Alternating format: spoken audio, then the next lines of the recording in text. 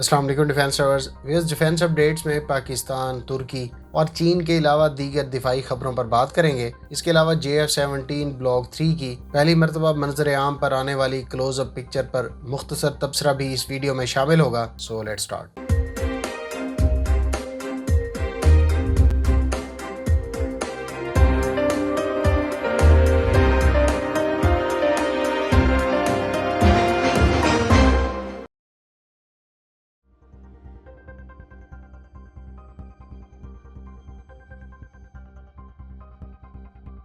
फिर पाक बहरिया ने रीजनल मैरीटाइम सिक्योरिटी पेट्रोल के दौरान अमेरिका, जापान, रूस और ओमान के बहरी जहाज़ों के साथ बहरी मशकों का इनेकाद किया। इन बहरी मशकों के दौरान पाक बहरिया के जहाज़ PNS आलमगीर ने शिरकत की। दो तरफा मशकों के दौरान मुख्तलिफ बहरी ऑपरेशन का इनेकाद किया गया। पाक बहरिया खित्ते में बहरी कज़ाकी के तदारुक और समंदरी रास्तों को महफूज बनाने की बैनुल-अक़वामी कोशिशों में अहम किरदार अदा कर रही है। दीगर ममालिक के साथ ये बहरी मशकें समंदरी तहफ़्फ़ुज़ और इलाकाई अमनो इस्तेहकाम के लिए पाक बहरिया के अज़्म की अक्कासी करती हैं। इन मुश्तरका बहरी मशकों का मकसद मुख्तलिफ ममालिक की बहरी अफ़वाज के साथ ताल्लुकात और ऑपरेशंस को मज़ीद फ़रोग़ देना था।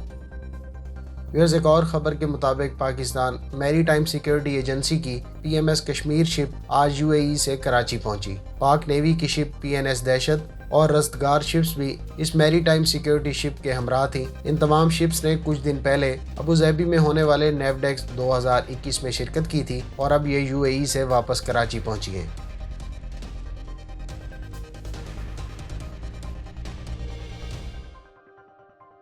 चीन ने दुनिया की सबसे बड़ी सरफेस वेसल टाइप 55 डिस्ट्रॉयर की दूसरी शिप अपनी नेवी में इंडक्ट कर दी है।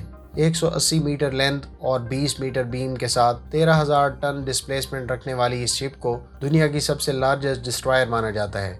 इससे पहले इस सिलसिले की फर्स्ट शिप 12 जनवरी 2020 को चाइनीज नेवी में कमीशन की गई थी। 112 सेल्स पर मुश्तमिल यूनिवर्सल वर्टिकल लॉन्च सिस्टम से लैस इस डिस्ट्रॉयर के दीगर वेपन पैकेज में HQ-10 शॉर्ट रेंज मिसाइल और क्लोज इन वेपन सिस्टम के अलावा 130 मिलीमीटर की मेन गन नस्ब है। इस शिप के मेजर वेपन्स में 200 किलोमीटर रेंज का HQ-9B surface to air missile, 500 किलोमीटर से जायद रेंज रखने वाला YJ-18A एंटीशिप क्रूज मिसाइल भी शामिल है। याद रहे कि इस मिसाइल को लैंड अटैक मकासद के लिए भी इस्तेमाल किया जाता है। फ्रेंड्स, अगर आप इस चाइनीज डिस्ट्रॉयर, जिसको इंटरनेशनली क्रूजर भी कहा जाता है, इसके बारे में मजीद तफसीलात जानना चाहते हैं तो डिटेल वीडियो का लिंक डिस्क्रिप्शन में मौजूद है।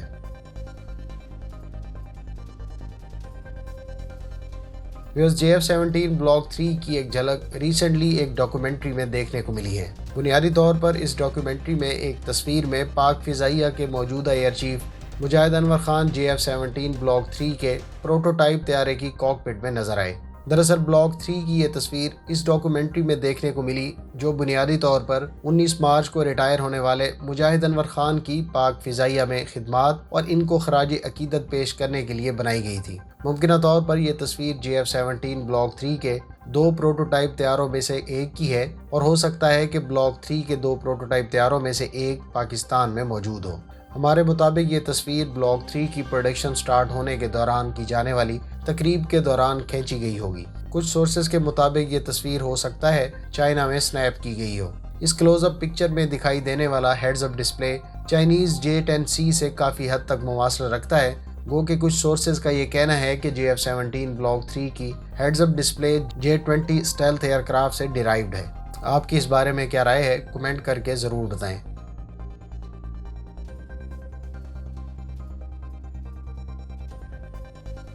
तुर्क कंपनी हेवलसान का तैयार करदा छठा और आखिरी सबमरीन इंफॉर्मेशन डिस्ट्रीब्यूशन सिस्टम तुर्क शिपयार्ड को डिलीवर कर दिया गया है। यह सिस्टम तुर्क नेवी के लिए तैयार करदा सबमरीन्स में नस्ब होगा। याद रहे कि तुर्की अपनी नेवी के लिए इस वक्त 6 सबमरीन्स तैयार कर रहा है। इन सबमरीन में 75% मकामी सिस्टम्स और पुर्जाजात का इस्तेमाल किया गया है।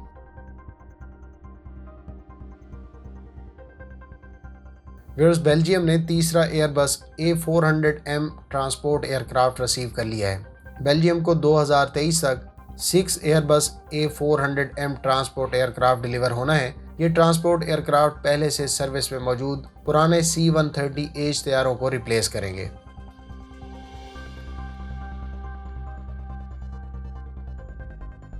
फ्रेंड्स, चीन ने दिफाई एतबार से अपने अगले 5 साला मंसूबे का ऐलान करते हुए नई टेक्नोलॉजीज़ को प्रायोरिटाइज करने की बात की है। 2021 से 2025 तक इस मंसूबे के तहत नई मिलिट्री टेक्नोलॉजीज़ के हसूल, स्किल्स और ट्रेनिंग्स के अलावा फ़ौज को जदीद खतूत पर उस्तवार करने की बात की गई है।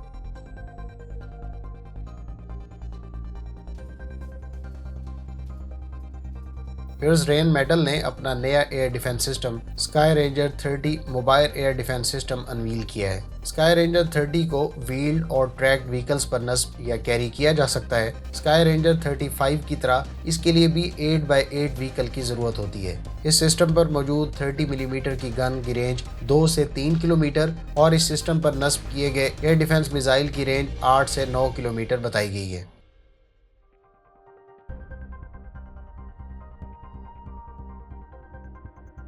फ्रेंड्स, चीन ने अपना HQ-17 mobile field air defence missile system export के लिए क्लियर कर दिया है। चाइना एरोस्पेस इंडस्ट्री कॉरपोरेशन का तैयार करदा ये सिस्टम एक व्हीकल पर बेस्ड है जो आम हालात में 90 किलोमीटर पर आवर की स्पीड से मूव करने और इंगेजमेंट के दौरान 25 किलोमीटर पर आवर की स्पीड से मूव कर सकती है।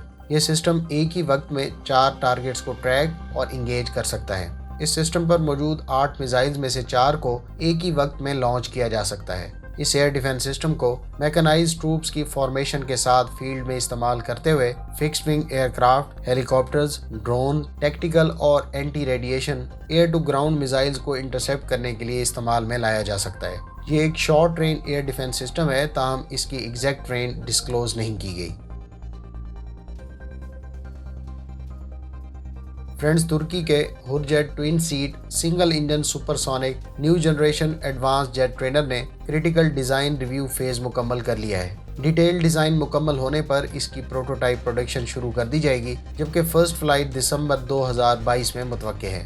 इस जेट ट्रेनर की स्पीड माक 1.4, सर्विस सीलिंग 45,000 फीट और रेंज 2,222 किलोमीटर बताई गई है। इस ट्रेनर एयरक्राफ्ट को लाइट अटैक मकासद के लिए भी इस्तेमाल किया जा सकेगा। इस पर टोटल 2,721 किलोग्राम पेलोड कैरी किया जा सकता है। हुरजेट को इस वक्त जनरल इलेक्ट्रिक के F404 इंजन से इक्विप किया गया है। इस इंजन को तुर्की अंडर लाइसेंस प्रोड्यूस करने का इरादा रखता है। उम्मीद है इस वीडियो से आपकी मालूमात में इजाफा होगा। अगर आप इस तरह की मजीद वीडियोस देखना चाहते हैं तो हमारे चैनल को सब्सक्राइब करें और साथ में मौजूद बेल आइकन दबाएं ताकि आपको हर नई आने वाली वीडियो का नोटिफिकेशन मिल सके। मिलते हैं नेक्स्ट वीडियो के साथ। अपनी दुआ में याद रखिएगा। अल्लाह हाफिज़। पाकिस्तान जिंदाबाद।